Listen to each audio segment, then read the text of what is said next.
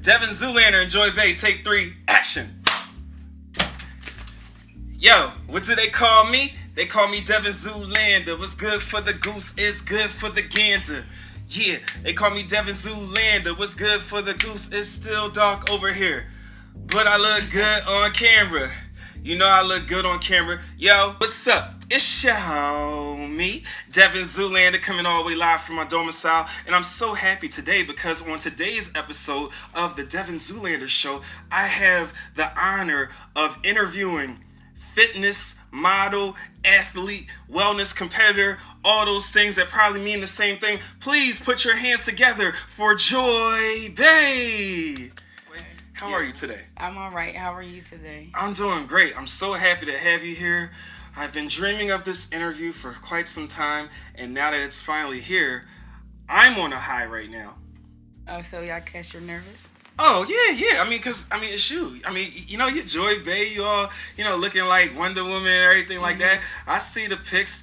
I see the traps. I fall into them. But I know that for you, it's all about showing a positive image and showing that you've put in a lot of work and also inspiring people to get themselves to where they want to be. Yes, all exactly. Right. All right, cool. So yeah. I try. Yeah. No, you succeed. You succeed. You definitely have one of the pages that I pay the most attention to. But that's neither here nor there. We're going into some dark territory, so let's keep on going. So I would like to kick this off by starting with an icebreaker. So okay. I would like to do 2 truths and a lie. Okay. And meaning, you know how to play this game. So 2 things that's true and 1 thing that's a lie? And I have to figure out which one is the lie. Okay. I met Denzel Washington at least 2 times. I partied in a club with Beyonce. Jay-Z was in the club. Bentley Farnsworth was in there. Puff Daddy. Wow. You name it. Okay. And you said you need a lie. So you're not supposed to tell me. I messed up. I'm supposed to. Yeah, I'm supposed to guess which one. But you still don't know though. Okay. Technically. Okay. All right. Go ahead. Okay. Go ahead. We'll say the third one. You're right. Me? All right. Go ahead. Say the third one then. A lie. I was engaged before. All right. The hard thing about all those is that all of those they really sound believable. The middle one, so I think because that's the most extreme sounding one, that actually is one of the true ones. The middle one with you partying with Jay and Beyonce and all them. I think that's true because I don't think you would say that because to me that's too easy to pick as a lie. All right, so let me do this. So let's see, met Denzel a couple times. I mean, he's been to Pittsburgh a couple times. I'm not saying you met him here, so I believe. You want 2 more truths and a lie to confuse you a little more, or what? I don't know. I'm a little. All right, I'm gonna just say an answer just to move it along. Okay. And then you could just tell me where I'm right or where I'm wrong. All right. So engaged. All of them sound like they could be true. All right, I'm gonna say you met Denzel. I think that's the truth. I guess the lie is that you were engaged. You said how many times did you say? And not whether it's true or lie, but what did you say? Did you say? I said I was engaged before. You just said engaged. My fault. I didn't know if you said a number or something like that. All right. So you say you were engaged before. Sounds realistic. I'm gonna go. All right. The engaged part is the lie. You are correct. Wow. So you've never been engaged before. Never been engaged. No. Not to get all on your business, but why do you think that is? Because I haven't met anyone that wanted to marry me, and I just haven't been in a relationship to where it got to the proposal part. Well, that's real. I hear you. It's just kind of, I guess, I see so many great things about you. So, but like you said, it's time and it's people being ready. It's a lot of different factors, but that is kind of surprising to me because. I could see it happen because you seem like you're driven, you have a lot of fun, and you're really humorous, and I don't know. Well, I just haven't met the right one. Okay. Well, that's real, and I mean, yeah, that's real. Sorry. I don't even know if I want to get married at this point, though, so I don't know if that's a goal of mine. to get married. It's some people's goal, but I don't think it's a goal of mine to get married. Would you like to be in a relationship again? No. I answered that very quickly. I don't know. I'm on the fence about it. Okay. I'm not against it. Okay. But I also need to meet the right person to be in a relationship. And Okay. I have time for anyone to be playing with me. I'm a grown woman. So, I don't know. Maybe one day. It just really depends. But I'm definitely not in a rush at all to settle for anything anything less. Nothing. I'm not settling just to be in a relationship. A lot of women say, oh, well, I'm in a relationship. Well, you're saying, and they're not happy. Mm-hmm. You're just in a relationship for the sake of saying you're in a relationship, and I'm not going to be that woman. Right. Well, I hear you, and I appreciate the clarity. I just wanted to get into it a little bit just because, like I already expressed that, I can't believe that you haven't been engaged before. Right. But then to move forward and to look at the relationship part and to see where you are now, I just wanted to learn more about that. So I appreciate that. All right, so we got we got to go back to some of these truths, though. Okay. So, the met Denzel twice thing, I mean, that's kind of exciting, but, I mean, he's been to Pittsburgh. I didn't actually, the first time I met Denzel, it wasn't even in Pittsburgh. Okay. I actually went to a boxing match, and I have a picture with him and everything. I don't remember what city I was in, but that's where I originally met him. Gotcha. And I met him, and I met MC Hammer. Wow. I met a boxer. I've met a lot of celebrities. Yeah. To be throughout my life and been around a lot of people that some people probably can't imagine being around, but I've been around a lot of different celebrities, and they're just people just like us. Yeah. Yeah. It would also explain why you're so Hollywood in the DMs. Anyway, but let's keep it. I'm just. Wow, I'm so what? I'm just playing with you. I said that's also why you're so Hollywood in the DMs. I'm joking. Okay. I'm joking with you. No, I'm not. But anyway, But to move on to the middle one, you said Jay and Beyonce and... Yes, I was in a party in California years ago. Yeah. And everybody was in this party. Everybody. I met Cedric the entertainer. I met the one basketball player that used to dye his hair green and stuff. I can't even think of his name right now. Rodman? Dennis Rodman. I met Dennis Rodman. I didn't meet Beyonce and Jay-Z, but they were in that party. Okay, that counts. It counts. Put it that way. Everybody was in this party. I met a lot of people at this party. Okay. Well... That's dope.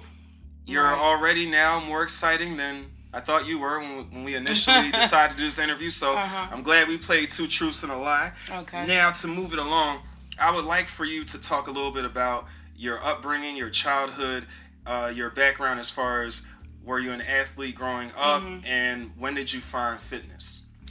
I definitely was an athlete growing up. I used to run track.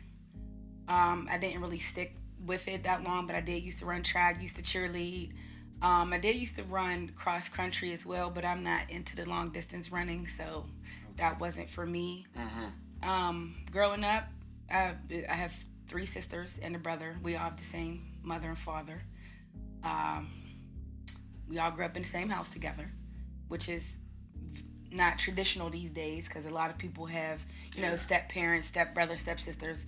I was lucky enough not to have that. Not that it's anything wrong with that, but we all have the same father and mother. Yeah. Now, when did I get into fitness per se? I can't say that I used to really like to work out, to be honest. I used to date a guy. He used to work out. I really didn't work out that much, and he would try to get me to come work out with him. But believe it or not, I didn't like working out with him at all. I really just got into it on my own. What age were you when you were dating the guy that used to work out a lot? I was in my 20s. Right. I was older. Okay. I wasn't that young. But it's not something that I was doing. I wasn't really going to the gym that often, to be honest, So, when you used to play sports, like going back, let's say middle school and high school, like, I know there's a difference between being young and playing sports. You still got to work out, but just having that natural young energy, it could kind of let you like overlook a couple things. Like, oh, I didn't lift today. Well, it's okay. I still got speed, or I still got my natural strength. But I'm just wondering how you went from not really working out, or let me fix this. I'm just trying to figure the transition of it. Yeah. Well, yeah. I mean, I just started going. You as you get older, you gain weight. You get depressed, you're sitting on the couch and you're like, oh, wow. And then you look up and you're 50 pounds overweight. And I like to look good. And I always wanted to do a bodybuilding show since 2012. But what happened in 2012 was I had just bought a house, just got out of a relationship. I was spending all kind of money. Yeah. They ended up canceling my show on a Wednesday. I went to KFC, ate all this food, and it was just a wrap after that. I didn't have the right coach to get me where I needed to be. I had no idea what I was doing, and now I have the right coach, and he took me where I needed to be on my first show. I had to lose 51 pounds to get to that show. Yeah, I had that. I was sitting watching TV every day, eating hoagies, just depressed, and I didn't want to do that anymore. So I looked in the mirror and I held myself accountable, and I got up off of the couch and stopped binge watching TV because I knew that I wanted to look a certain type of way. Wow. Well, that's interesting because I was actually going to ask about your competition recently. A couple cards for now, but it's all good. It's all good. I appreciate you touching on that because I know when we were talking, it'll probably come back up because I just was, Yeah, no, it's all good. No, I appreciate it because it's important to help shape your story. And we was talking about the transition, so right. we was talking about how you went from when you were athlete, high school, you dated a guy in your 20s. He's really into working out. You didn't really like it that much. To now where you are competing in fitness competitions. Right. And pursuing your pro card and everything like that. So yeah, so it all lines up. Okay. All right. So let's see the pro card, Jerry. All right. So can you tell me a little bit about? All right. Well, I'll say this before I ask the question. Me and you, we talked, and it got kind of real as far as the things that you went through from when you started training in 2019 to when you actually competed. Was it October 2020? Yes. Okay. I believe it was October 3rd. If that's the, I think that's the exact date. I knew the month and the year, but I appreciate you adding the date too. So it was I know you talked about it being a 10-month process, but you also said some other things were happening while you were in the process of training. So can you just take me back into what that experience was like? Well, I believe I had met my coach. I'm not sure what day it was exactly. I think me and him started in November of 2019 actually. Okay. And I didn't make it to the stage until October 3rd of 2020, so that's almost a year later. You have to figure Corona, March shut everything down, closed the gyms. I'm in the middle of prepping, trying to get to the stage. Yeah. If they wouldn't have closed the gym down, I would have been on the stage by July, possibly. Maybe sooner, not October, because that's how long it took. I lost my father in February of 2020.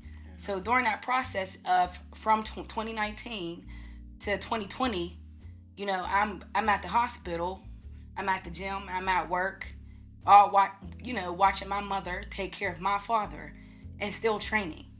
So I just don't believe in the excuses that people give about why they can't do something when I'm literally watching my father die in front of my face. Yeah. And then I still did the show. And the day he died, I got up and I got on the treadmill the next day. Yeah, so to recap, you started November, I think you said 2019. And what's the name of your coach? His name is Morgan. Morgan? Mm-hmm. Okay. So your coach, Morgan, and you started working together November 2019. And obviously about, I guess, around late February, March of 2020, that's when COVID-19 struck us all. Right. And that still isn't the end of it because I almost didn't do the show. I'm checking in. He's like, oh, well, what are you doing? I wasn't doing anything. He's like, well, you could walk, you could do this. But I checked out mentally. I did for a hot second. I'm like, I can't do this. This is expensive. I don't have the money. I checked out for a couple of months, literally. At least until like maybe April or something. And then I had talked to Doug, because like Doug, he does his shows too. And he was like, no, check back in. So I was like, all right, screw it. All right. So I called Coach back. I checked back in like June. And I remember him saying to me, well, we have 16 weeks. We can't mess up. We can't mess up on food. We have to be 16 weeks perfect. And When he said that to me, it just clicked in my brain. Okay, I got it. 16 weeks, perfect. We're not going to mess up on food. I'm not going to miss the gym. I'm not going to miss no cardio. And I didn't miss any days unless I was sick, because that's the only time I try to miss something. So I followed the plan, and I didn't miss no days, and I won every category that I entered. Novice, true novice, my C class, and my master's class, except for the overall. I didn't win the overall, which is fine, but I won all 4 of those categories because I stuck to the plan. Right. Wow.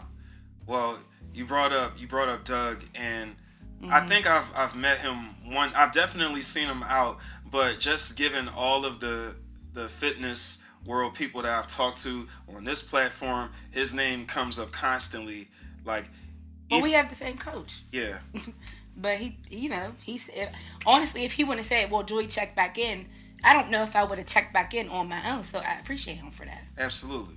And that's what I was. So I'm going to give him credit for that. Yeah, no, I appreciate that, because that was actually one of my follow-up questions, like what brought you back, and it's good to know that Doug was there to just give you a little nudge, and that's all you need to get back on your grind. Exactly. Yeah. Sometimes that's all you need. Yeah. And sometimes people need more than that, but I don't know. I just was like, all right, I'm gonna do it. But at the end of the day, if you are a coach, it's still not up to your coach to be messaging you. Well, did you eat your food? Are you going to eat your food? Did you do this? Did you do your cardio? Like, they're not going to do that. You still have to have some type of drive on your own. It's called self-discipline and self-motivation. And you can't, and nobody can give that to you. It's a mental mindset. Either you have it or you don't. Some people have it, some people don't. Just like talent. You can't give someone talent. Either you have it or you don't. Yeah. Either you're strong mentally or you're weak mentally. Everybody has a choice. I think talent is important, but we can look at NBA players, we can look at any athlete, or we look at what separates people that are talented from those that just go above and beyond. And I think it's the same thing from having a rich parent. You can have a rich parent. That doesn't mean anything. Are you going to outwork the next person who wants it more than you? Are you going to stay the extra hour at work compared to 2 people who want the promotion? Who's going to work harder? Who wants it more? Are you going to do the extra rep or not?